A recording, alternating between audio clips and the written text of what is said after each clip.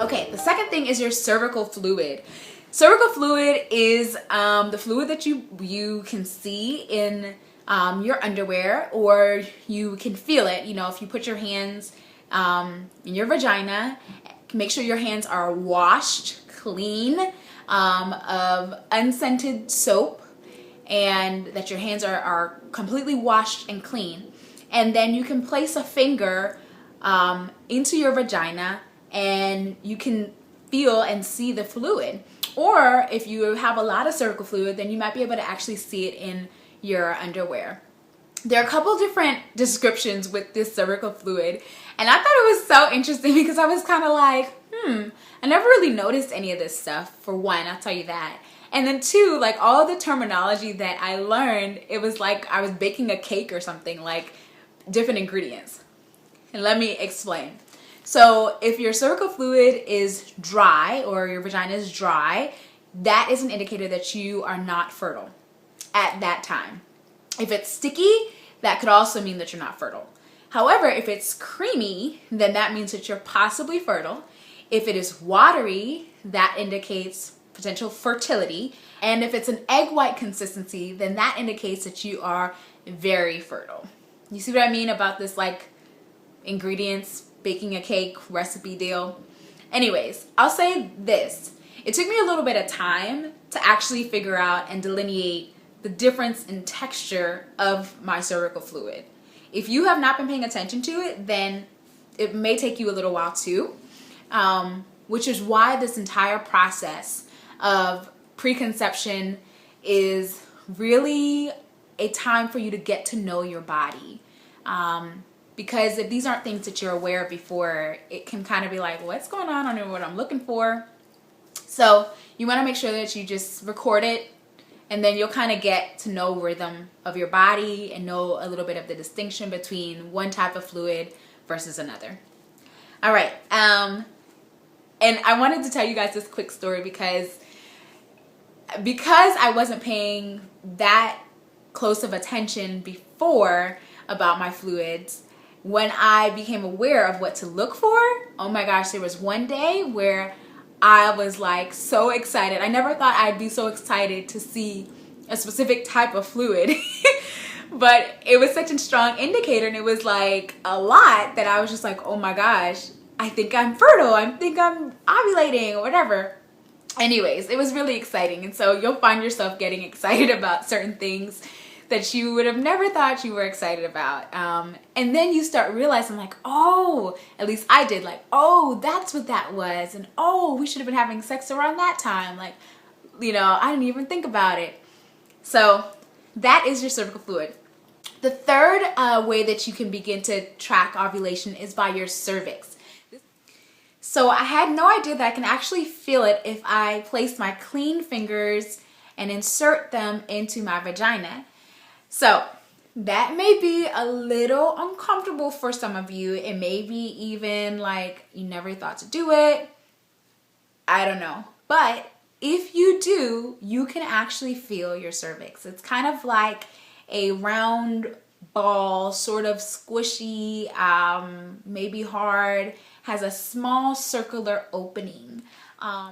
If you read the book Taking Charge of Your Fertility by Toni Weschler, and I'll put her name and the book in the description box below, she gives you a little bit more insight about the cervix and how you can actually check your cervix. But you can actually feel the cervix, and because that's one way you can see if you're ovulating, you'll notice 3 different things about the cervix that you want to start taking note of. The first thing is the position of the cervix. Is it low? Is it medium? Is it high? Meaning when you insert your fingers into your vagina, can you feel it immediately? That would indicate that it is low. Is it kind of midway up, or is it really high where you're almost like having to, you know, really insert your fingers very far to touch it? Then that means it's high. That is a good sign of an opportunity to have sex and to attempt to fertilize the egg, because the cervix is so high up there. The second feature of the cervix that you can check for is its texture. You can feel if it's really firm, if it's kind of medium, or if it's really soft.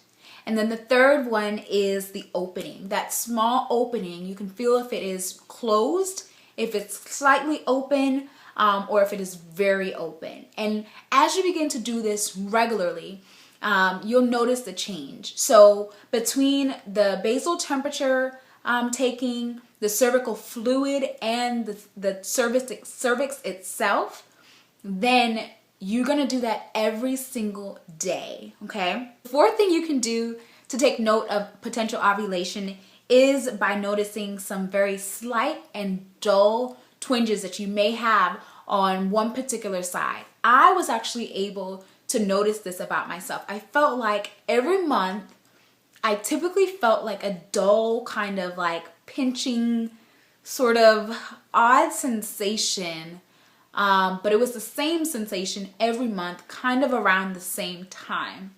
And when I researched it, I found out that it's actually very common, and the name for it is Mittelschmerz, and I'll make sure I put that right here so you can see it, but Mittelschmerz, that's actually German for middle pain, and that can oftentimes be an indicator of ovulation.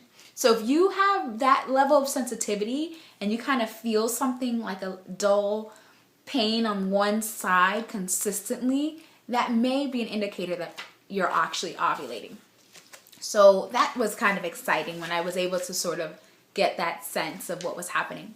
The fifth way is to simply use an ovulation kit. If you're like, I don't really have time nor the level of interest or whatever to check my temperature, cervix fluid, and positioning of my cervix every single day, you can use an ovulation kit that you can purchase from any drugstore that will help to give you an indication of whether or not you're ovulating. And then the sixth and final way that I know of how to check whether or not you're ovulating is by getting a progesterone blood test. This is the test that I took when I actually got the first reports back saying that I hadn't ovulated that month, which was very disturbing. It was uncomfortable. It was kind of confusing, especially because I had a very regular cycle. And I didn't even realize that I could have not been ovulating but have had my cycle. And so once I took this blood test and it came back showing that I had not ovulated, it was really upsetting. It was very disturbing. And, you know, again, it's a part of that process that you just don't know until you are experiencing it for yourself and until you become a little bit more aware.